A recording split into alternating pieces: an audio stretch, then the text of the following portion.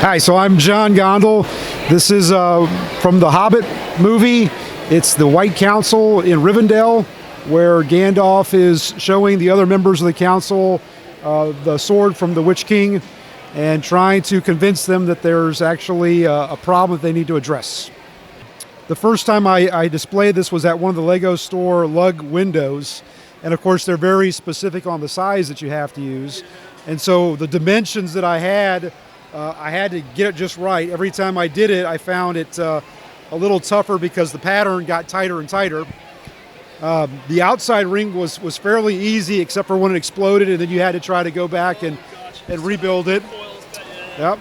The inside was just about impossible, and that probably took me about 20 times before I could actually get it to connect.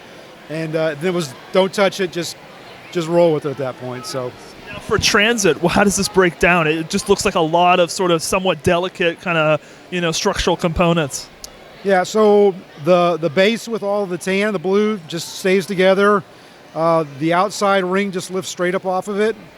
And then I just knock the pieces out where the little statues are at to shrink it down size. And so this is actually very easy to put back together.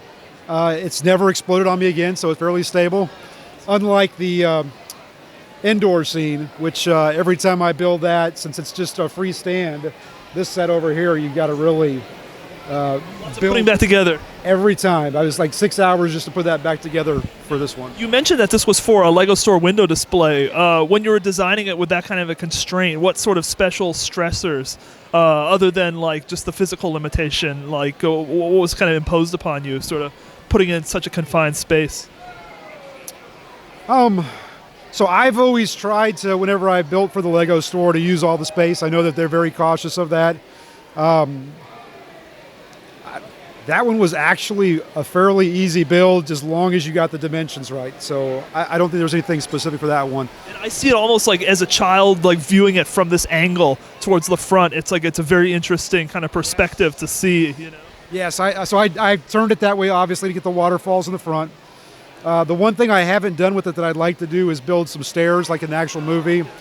And then I think the neatest feature, if you can look back here under the tree, is the statue where Aragorn's sword is actually on the statue of the plate.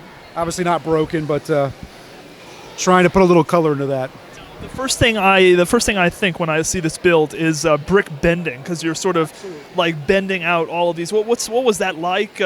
Stressing the elements like that and sort of doing that geometry. How did you come together that solution? Put that together. So I'm a firm advocate of sharing techniques with other builders, and so I found the brick bending website, and those guys were amazing. That's where I got the idea.